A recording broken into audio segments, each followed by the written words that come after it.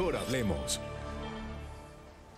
¿Qué tal? Muy buenas noches, bienvenidos. Les saluda Claudia Palacios. Estamos ya en Mejor Hablemos, hoy con el honor de tener en el estudio a Rodolfo Ginás, uno de nuestros genios de la ciencia, que está por estos días en Bogotá porque le ha hecho una donación maravillosa al centro Maloca, un esqueleto que tiene sistema nervioso. En un rato él nos va a explicar la trascendencia y la oportunidad que tenemos todos de ver este ejemplar. Doctor Ginás, bienvenido.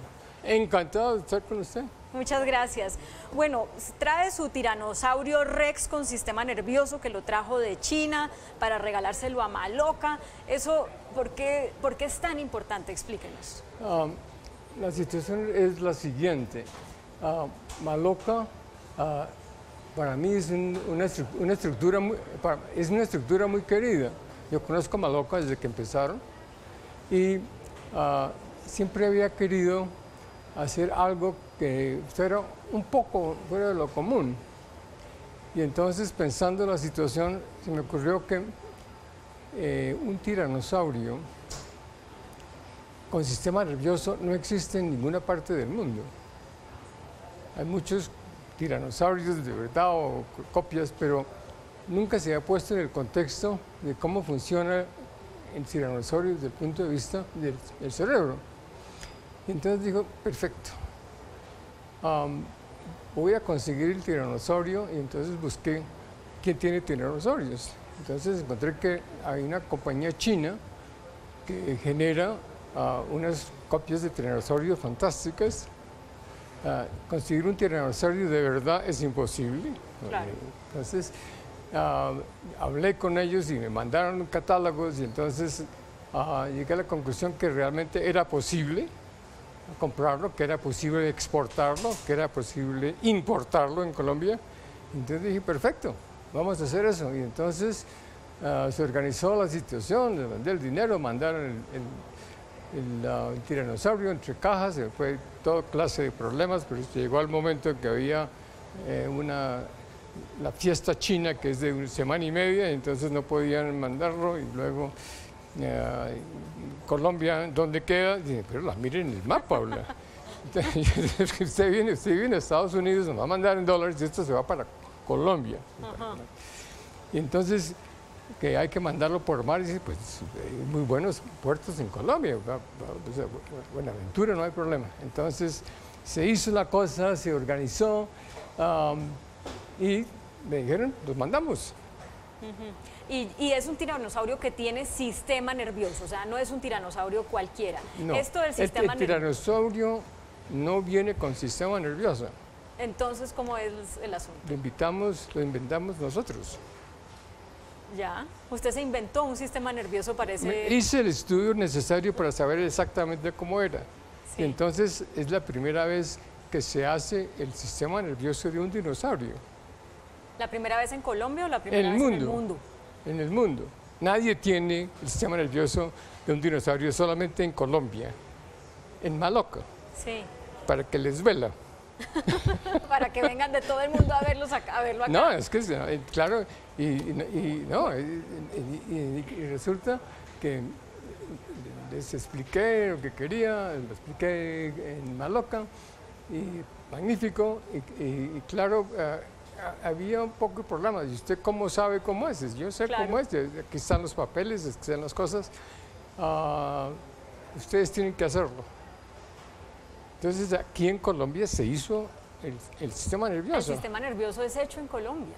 Absolutamente, aquí están las cómo son, y lo hicieron precioso, con los colores que debían ser y todo lo demás. Yo sé que si usted lo creó, pues es porque seguramente es así, porque usted es un científico con mucha experiencia y mucha sabiduría, pero no falta quien diga, pero ¿y cómo así? Si no sabemos, nunca en la vida hemos visto un sistema nervioso, ¿cómo así que es así, no de otra manera? Eso no es verdad.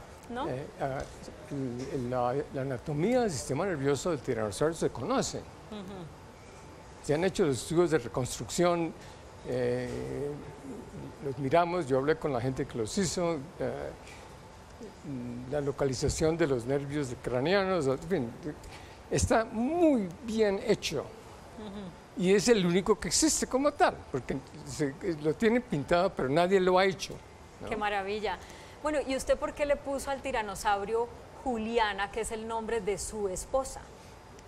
Porque yo le pregunté a mi esposa, Gillian, que es el nombre de ella, ¿te molesta si mi tiranosaurio es femenino? ¿Te molesta si lo llamamos Juliana? Me dijo, no, fantástico. Pero no falta a quien le podría parecer una ofensa. Le está diciendo a su esposa que es un dinosaurio. No entiendo. No puede ser porque mi señora y yo tenemos una relación preciosa.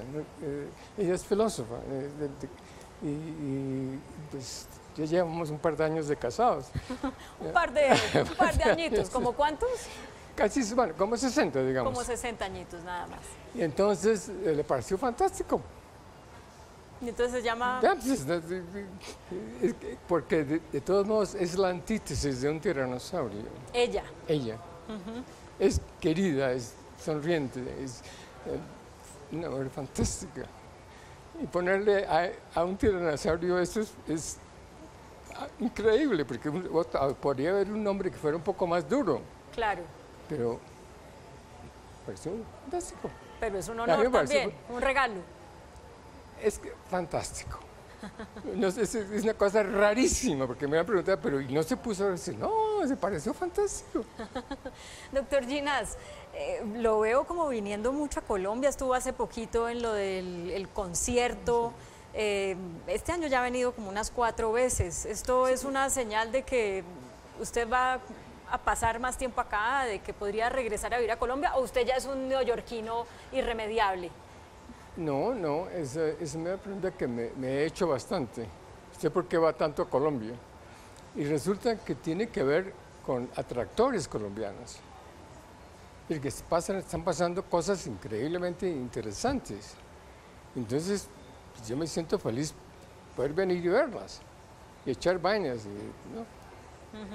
¿Pero contemplaría venirse a vivir a Colombia? No. O sea, usted termina sus días en yo Nueva tengo York. mis hijos y mis nietos, y mi señora no habla castellano.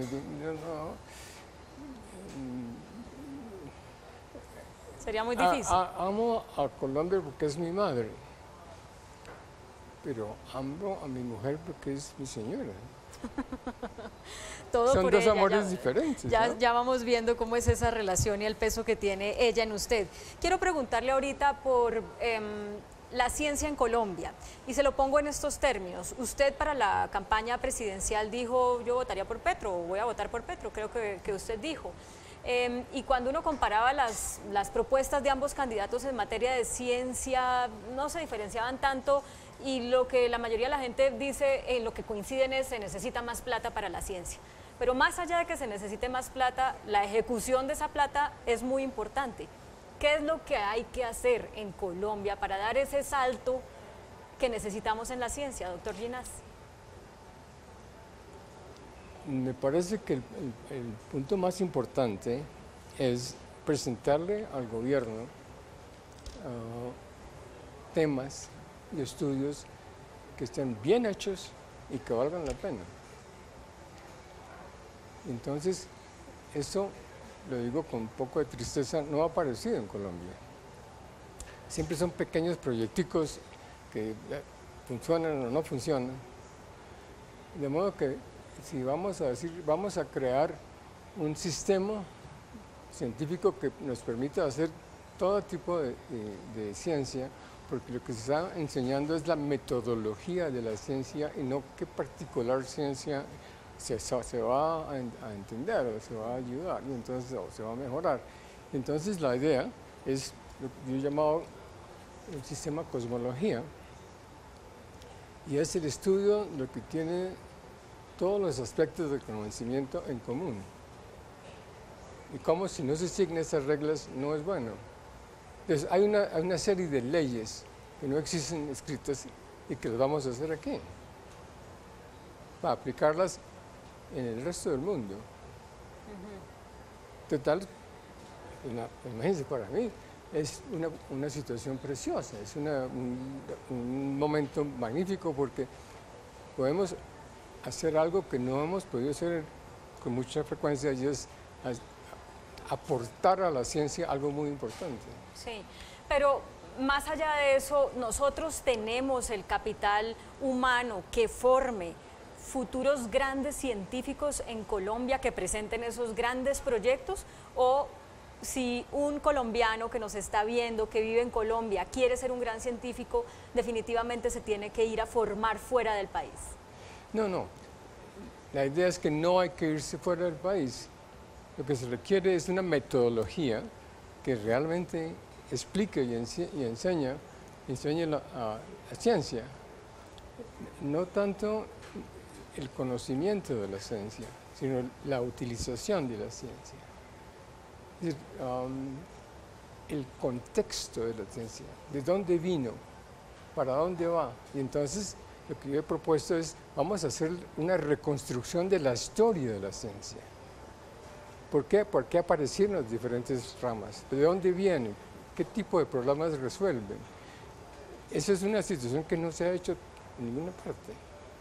Y que si se hace bien, sería el eje central para cualquier aspecto de la ciencia. Lo entiendo.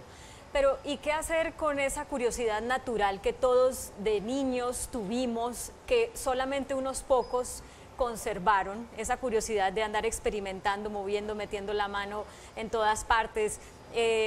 Al final eso es lo que lleva a cabo experimentos o experiencias que llevan a que se desarrolle una vida de investigación.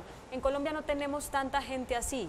¿Qué tienen que hacer los papás, los profesores, con esa curiosidad innata de los menores de edad para que no se nos apague como a muchos? Mire, usted lo dijo preciosamente hace unos 10 segundos. La situación es contextualizar el conocimiento.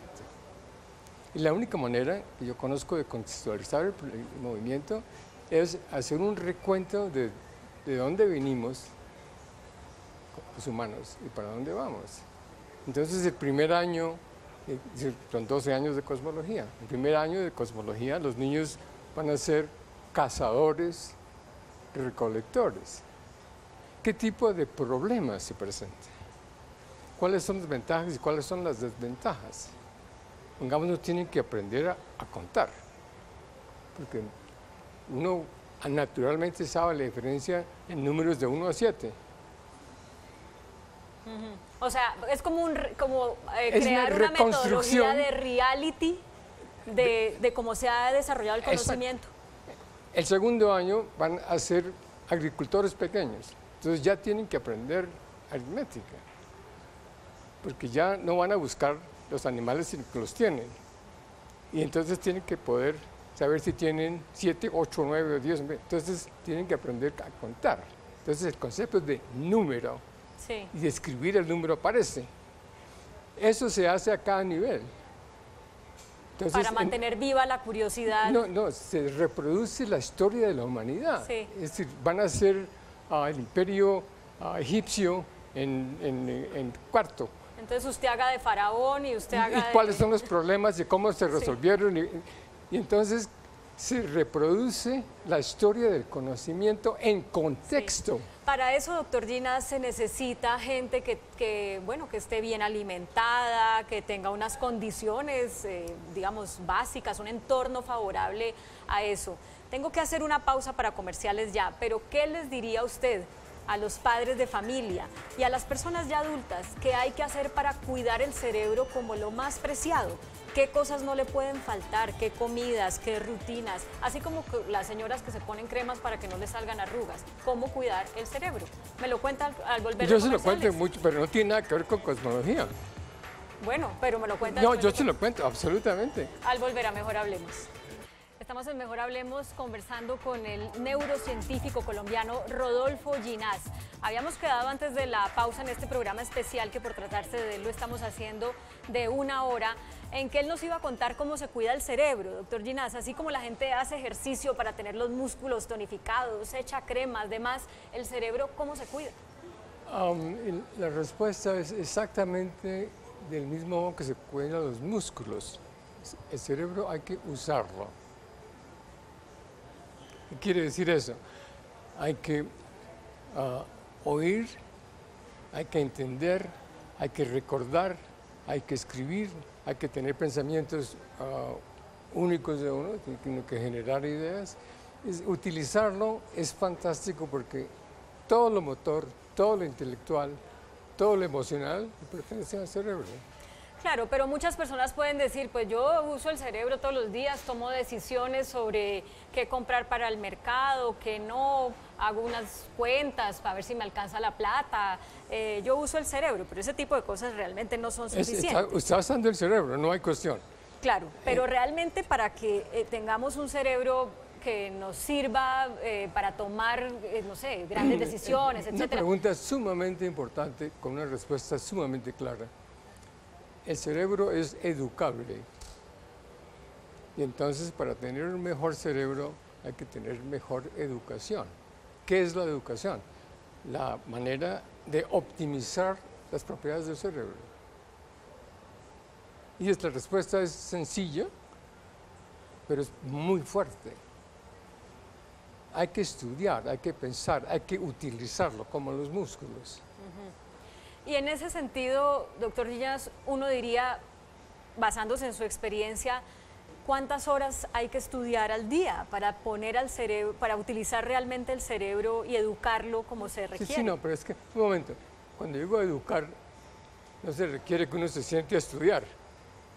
¿Por qué no piensa lo que está haciendo? Si uno piensa lo que está haciendo y se imagina lo que puede pasar, es decir, si uno está involucrado en entender la realidad momentánea, está utilizando el cerebro de modo precioso. Cuando no se utiliza es cuando uno dice, no piensa, no está haciendo nada, está harto. No. Cuando, es una situación de postura vital, postura emocional, que uno se dé cuenta cuán increíble es estar vivo. Que uno se dé cuenta qué tan increíble es ver colores, que uno se dé cuenta qué tan increíble es tener discusiones, es decir, que uno tenga la continua sensación de la felicidad de la existencia. Eso es producto absolutamente cerebral.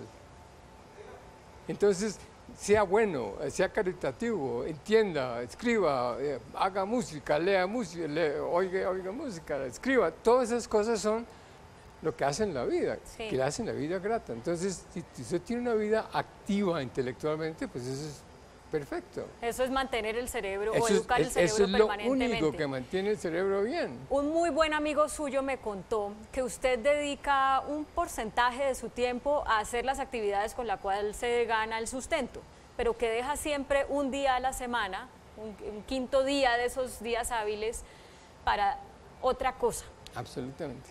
Entonces, cuénteme de eso. Yo soy un fisiólogo, neurofisiólogo, que le gusta hacer experimentos con las manos. Sí, yo soy en este momento, sin ninguna duda, el experimentador más viejo que existe. Es decir, la gente experimenta cuando son jóvenes y luego consiguen jóvenes que le hagan los experimentos y en fin, y luego se convierten en jefes, en fin.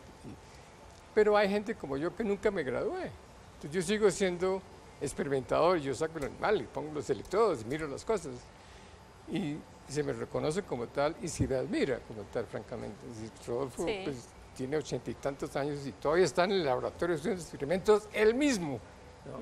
Entonces la situación es muy sencilla, es que hacer experimentos es precioso, porque uno genera una idea y la trata de pues, saber si está bien o cómo está mal.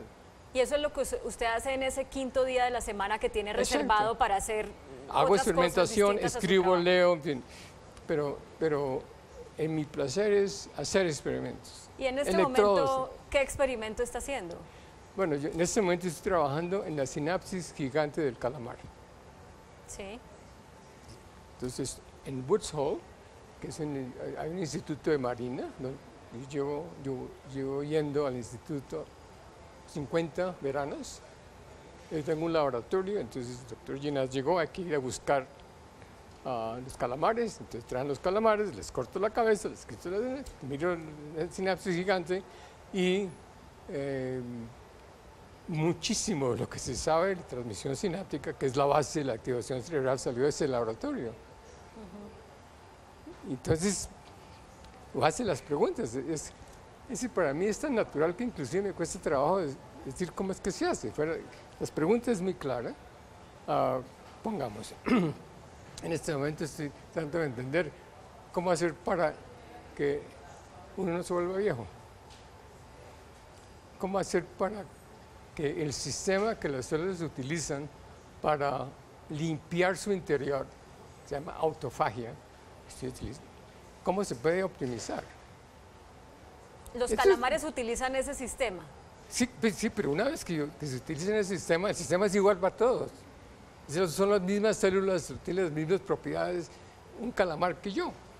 ¿Y esa investigación tiene que ver algo con la investigación que usted ha desarrollado sobre el Alzheimer? Es parte de eso. Alzheimer tiene que ver con el hecho de que la autofagia no funciona. Sí, porque se va llenando como entonces, de una se va llenando de toda toxina. clase de cosas y entonces es cómo optimizar, salir de cosas que no tienen, cómo se limpia el sistema, ¿no? A mí me llama mucho la atención eso, o sea, está tan claro cómo se produce el Alzheimer, ¿verdad? Que se va llenando esa proteína que va tapando los conductos del cerebro, pero no hemos encontrado cómo encontrar una escobita para barrer esa basura que se crea en el cerebro. Y uno dice, pero ¿por qué si ya se sabe cómo funciona, no se sabe cómo quitarla? No, porque es muy diferente, es como de saber la diferencia entre cómo funciona el carro y componerlo. Hay que llevarlo al mecánico, pues sabe que carburador es la cosa, pero es exactamente lo mismo. Sabemos cuál es el problema. Sabemos cómo podría mejorarse. Entonces, hagámoslo. Veamos qué parámetros hay que utilizar para que el sistema funcione cuando empieza a tener problemas tipo Alzheimer, ¿no? Cuando el tau está mal, en fin, ¿no? ¿Y estamos muy lejos de encontrar algo que funcione contra el Alzheimer? ¿Qué quiere decir lejos? ¿Cuántos años? ¿10 décadas? ¿Cuánto tiempo? La respuesta es la siguiente. No se puede encontrar solución hasta que no se sepan cómo es que es la disfunción, qué es lo que realmente pasa. ¿Pero no se sabe ya? No, pues estamos haciéndolo. Este particular programa lo tengo hace 2 años. Hice otras cosas. Sí. Y salieron muy bien. Es decir, nunca me han pasado las cosas mal. Pero una vez hay 2 puntos. Descubra qué es lo que está pasando. Exactamente. Y un punto diferente. ¿Cómo se evita que eso ocurra? Totalmente diferente. 2 cosas. Una es el diagnóstico y pronóstico y cómo funciona, y el otro es la terapéutica, cómo se puede organizar para que esto no pase.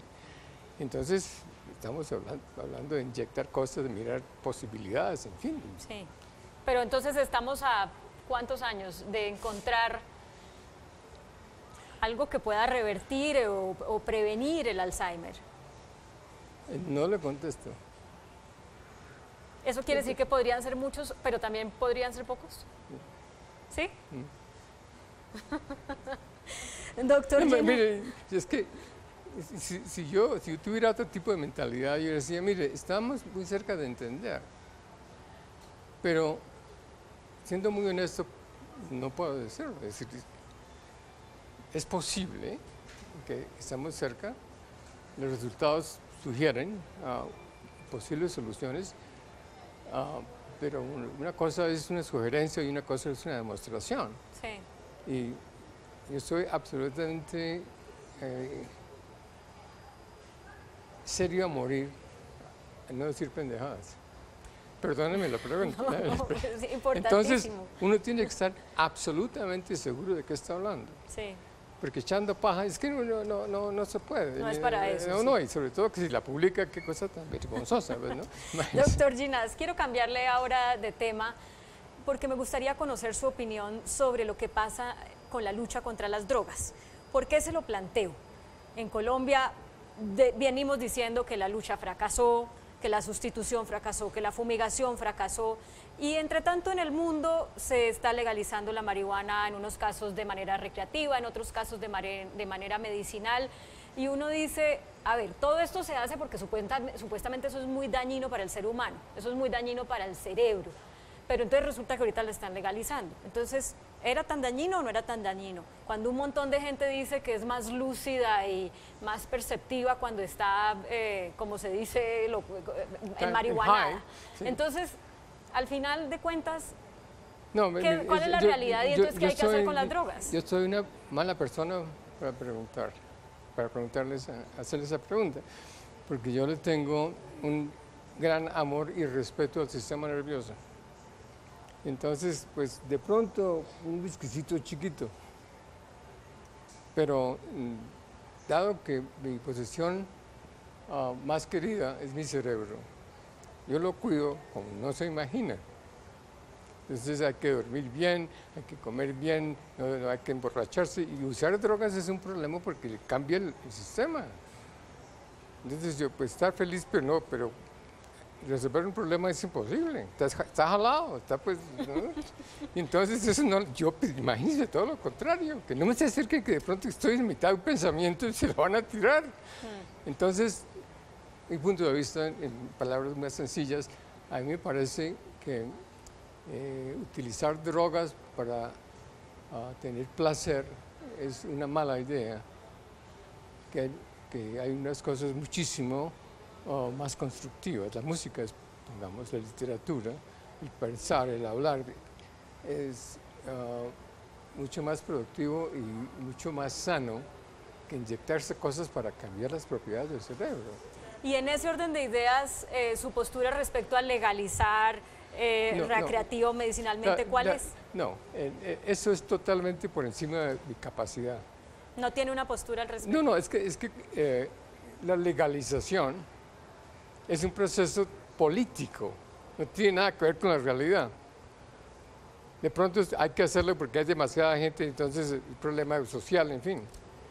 Yo no me meto en política porque resulta que, voy a decir en público, bueno, la política casi nunca es pura, no es secundaria a otras cosas. ¿Qué le conviene, qué quiere, cómo cree que deben ser las cosas? Entonces, no es tan genuina como la fisiología o como la anatomía. Por eso usted es fisiólogo y no político. Exacto.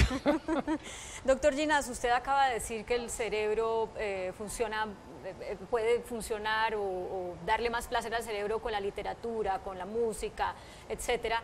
Y me gustaría que al regresar habláramos de eso, porque usted cuando hace sus conferencias a veces utiliza una gran obra, por ejemplo, de Carlos Jacanamijoy, el maestro Jacanamijoy, que es su amigo, y a través de esa pintura explica el funcionamiento del cerebro. O hace poquito vimos cómo a través de la música, de una orquesta, explica el funcionamiento del cerebro. Entonces lo que quiero que nos cuente al volver es cómo conecta usted, dónde está esa conexión entre el arte y el cerebro para que más personas entendamos a través de esas artes cómo funciona el cerebro. Ya volvemos a Mejor Hablemos. Seguimos aquí deleitándonos con el conocimiento, las explicaciones, las anécdotas del doctor Rodolfo Ginás. Doctor Ginás, entonces, ¿cómo así que usted ve una obra de Jacanamijoy y ahí encuentra la explicación o la manera de explicarnos a los que no tenemos ni idea del cerebro cómo funciona el cerebro? Bueno, el arte es otra expresión del cerebro y Jacanamijoy tiene un instinto pictórico increíble, es decir, con una capacidad de mezclar forma y color que es única. Entonces, Jacanamijoy, pueden mirar a cualquier distancia, eso es Jaca, no hay cuestión. Y yo lo encontré hace muchos años y me llevaron a verlo y me pareció una persona fantástica. La relación entre el arte y el cerebro, que es lo que realmente usted me está preguntando, es la siguiente. El cerebro hace una imagen del mundo externo y su función básica es moverse físicamente en la imagen que uno tiene dentro de la cabeza. Y cuando uno se da cuenta de qué horror es eso, pues es verdad. Y yo estoy viendo, ¿qué quiere decir ver? Que tengo una imagen de eso dentro que es suficientemente buena y yo puedo poner mi mano y cogerla. Entonces, la situación básica del sistema nervioso es cómo funciona en arte, en música, en literatura, en lo que estamos haciendo. El entender semejante cosa es de una importancia, de una magnitud escandalosa y de una belleza absurda. ¿Por qué? Una cosa que conocemos divinamente es las propiedades motoras de los animales, cómo se mueven. Sí.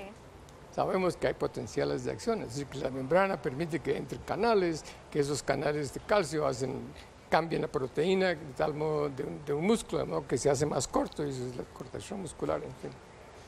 Cuando uno piensa cómo es que luz que llega a la retina pasa por el nervio óptico, va al tálamo, va a la corteza visual, regresa a la corteza parietal, va a la corteza temporal, y de pronto uno dice, es una A. Pero tuvo que pasar por todas esas partes. Entonces, ¿qué tipo de actividad se parece al sistema nervioso?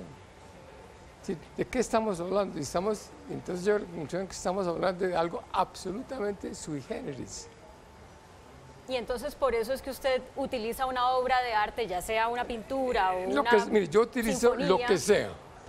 Si me da una idea de la música, literatura, venenos, electrodos, el miedo enorme es que uno se muera antes de resolver el problema. Sí. ¿No? A propósito de eso que usted está diciendo, usted es la única persona en la historia que es University Professor en la Universidad de Nueva York. En la historia de la Universidad de Nueva York. Sí, en la historia de la Universidad de Nueva York, preciso. Eso quiere decir que el doctor Ginás puede enseñar la cátedra que sea sobre lo que se le ocurra. Y es la única persona que ha tenido ese privilegio, lo tiene desde hace 5 años. ¿Uno cómo llega ahí? O sea, si usted quiere hacer una cátedra de cocina, la puede hacer y la dicta, o una cátedra de... Lo que quiera. Yo soy University Professor. University Professor es que cualquier actividad universitaria yo puedo tomarla. Yo no pedí eso, ni sabía que me iban a dar eso. Y cuando me dijeron, me pareció fantástico, pero también... ¿Qué vaina, no? Porque realmente, bueno, yo sé lo que sé, pero también sé lo que no sé. Entonces uno podría decir, bueno, dicen que sé todo, es paja, es como cualquier otra persona. Pero es muy honroso, me da mucha alegría porque ese título no lo da la Escuela de Medicina, lo da la universidad. Sí. Y la Escuela de Medicina nunca había tenido University Professor. ¿Qué cátedra usted se ha inventado desde que es University Professor de una cosa que uno diría, pero el doctor Ginás sabe de eso? ¿De algo que nos sorprenda? No he hecho una cátedra de University Professor fuera de lo que sé. Entonces, diferentes aspectos del sistema nervioso, psicológicos, bioquímicos, biofísicos, en fin. Y no lo he hecho porque requeriría un esfuerzo que no estoy dispuesto a hacer en este momento. Sería sumamente interesante dar una cátedra sobre la historia de Egipto, pero necesitaría un poco de tiempo que no tengo dado lo que estoy haciendo. Claro. La posibilidad existe, sin embargo, si me da la gana de hablar de cómo se hacen tazas de barro, pues también podría hacerlo. Pero entonces háblenos de eso, una persona que está, digamos, autorizada por una universidad como la de Nueva York para dictar una cátedra de lo que se le ocurra, ¿cómo estudia? ¿Cómo es el saber y entender? ¿O cómo debe ser para que alguien logre esa metodología de conocimiento? La pregunta es ¿por qué me dieron ese título? Entonces me dieron ese título porque yo les hablaba del sistema nervioso y se hablaba de psicología y les podía poner en términos biofísicos, en términos matemáticos, en términos anatómicos, comparativos, es decir, había una apertura de conocimiento que no habían visto. Es decir, yo quiero hablarlo desde el punto de vista histórico o político. Entonces, de algún modo fue un reconocimiento interesante, porque casi que decían uno como que tiene que ser de otro grupo humano para atreverse a ser tan enorme. Es decir, esto es un inglés, un francés, bueno, no tanto un inglés no lo haría, hace sus cosas muy bien. Esa vaina de jalarle a todo, pues de pronto es colombiano. Es por su colombianidad, por ahí es entonces, que... Pero ¿cómo es Mauricio, cómo se debe estudiar para poder llegar a un nivel así? ¿En qué consiste estudiar? ¿Qué es estudiar? Facilísimo, en entender. No en saber, en entender. Si uno entiende la situación, enseñar es facilísimo, porque se puede enseñar de un número infinito de maneras. El saber es el problema, porque el saber siempre es limitado. Pero si yo entiendo, si usted puede explicar música con dibujos, claro, con barro también, con una piola, sí. Es decir, la capacidad de utilizar conceptos y no conocimientos.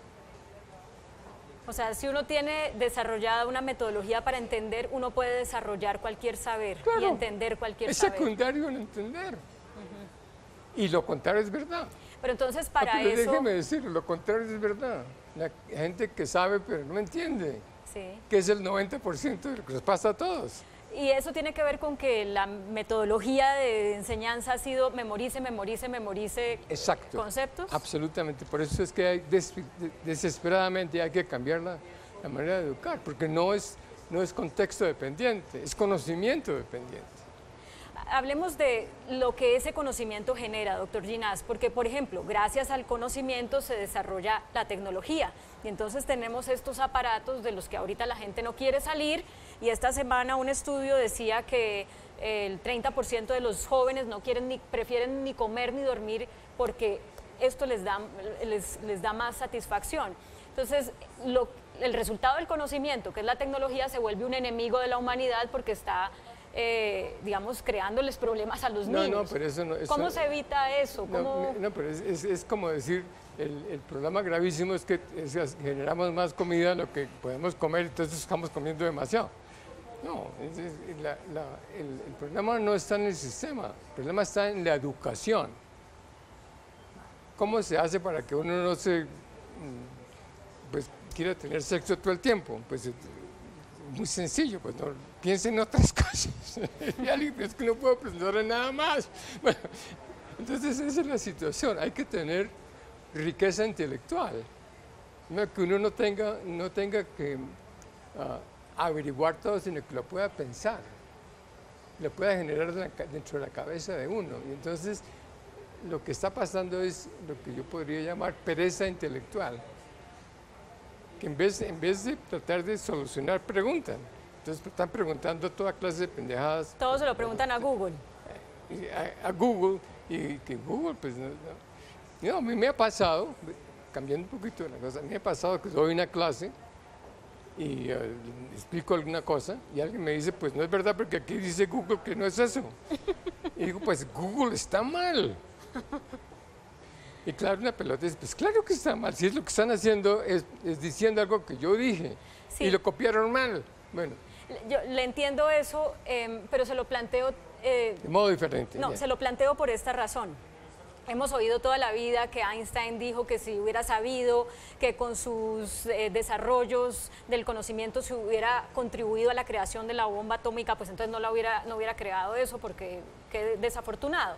Y ahí viene el debate sobre los límites de la ciencia, la ética de la ciencia, si los científicos deben autorregularse pensando en las posibilidades del mal uso que se le dé a lo que se desarrolla. Sobre eso, ¿cuál es su opinión? Primero lo que dijo es paja. O sea, Einstein nunca dijo eso. Claro que no. Y Google entonces está equivocado. A él, ¿qué le importa? Él necesita saber cómo funciona la materia, cuáles son las propiedades y las relaciones entre velocidad y luz. Entonces, eso es lo que le interesa.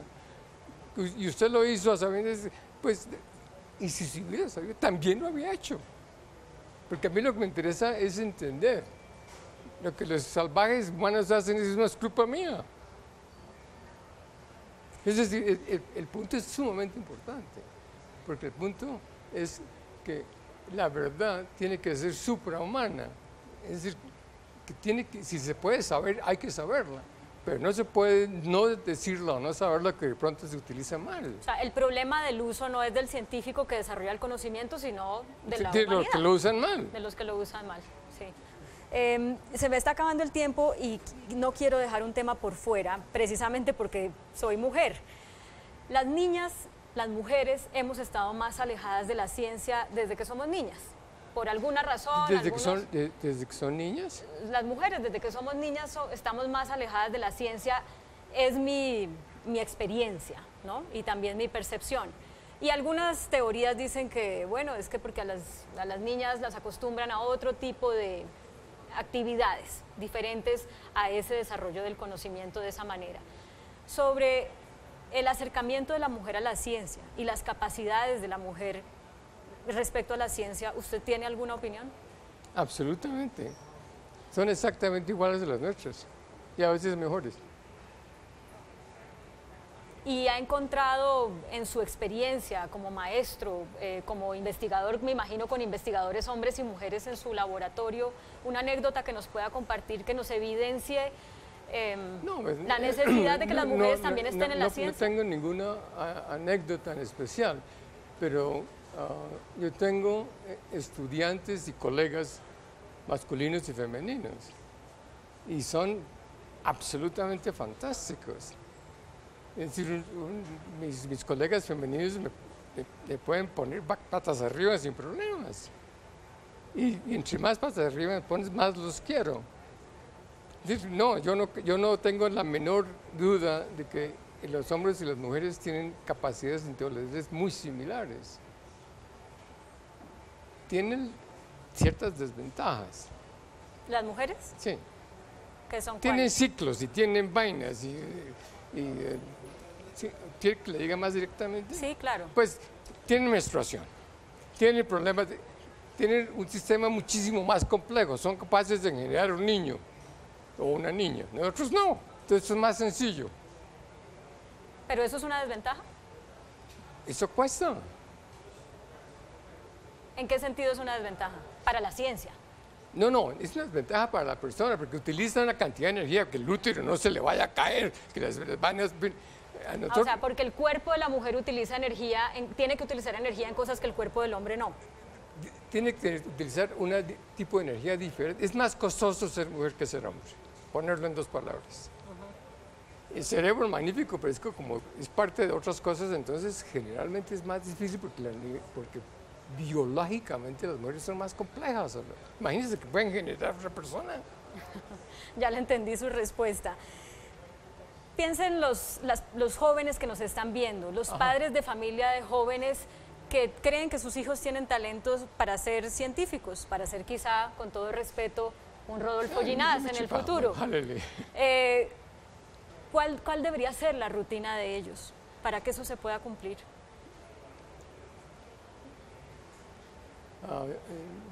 Voy a decir un poco cosas rarísimas, pero tiene la ventaja, como hoy mañana no hay problema.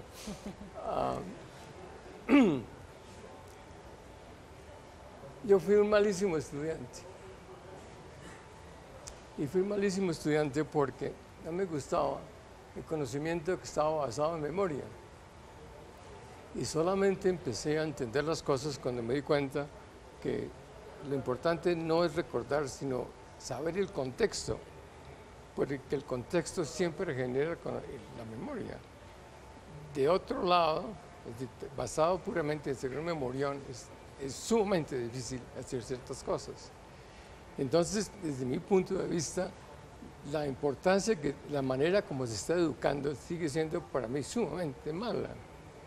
la gente se recuerda más o menos del 19 al 20% de lo que estudia, que es una pérdida de tiempo, la cosa más increíble. Y entonces, para mí personalmente y para mis estudiantes, en fin, lo que me parece importantísimo en la utilización del sistema nervioso y en la optimización es tratar de enseñar contexto y no contenido. Eso de pronto le parece una respuesta rara a tu pregunta, pero es una cosa que yo quería decir en la televisión como muy importante.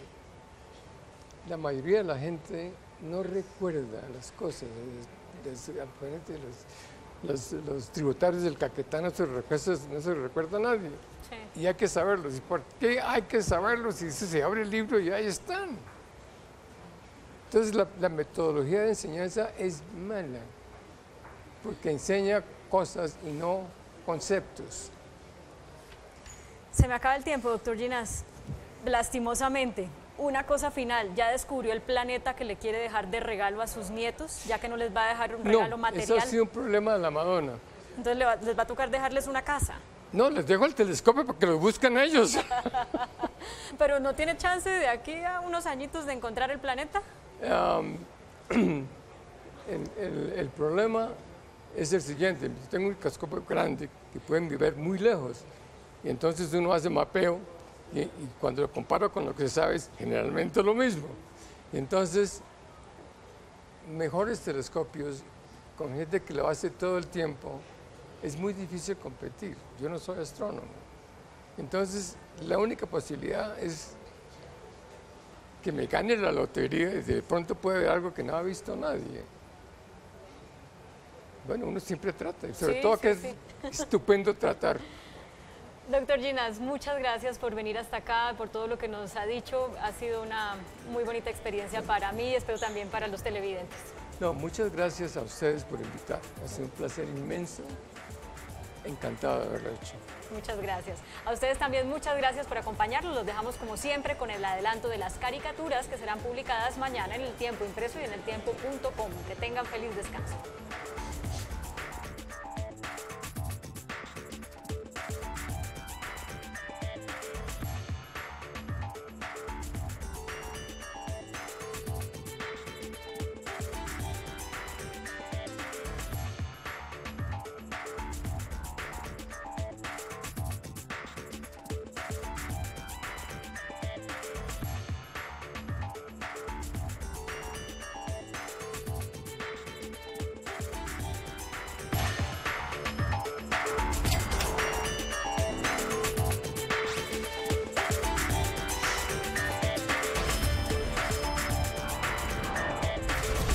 Mejor hablemos.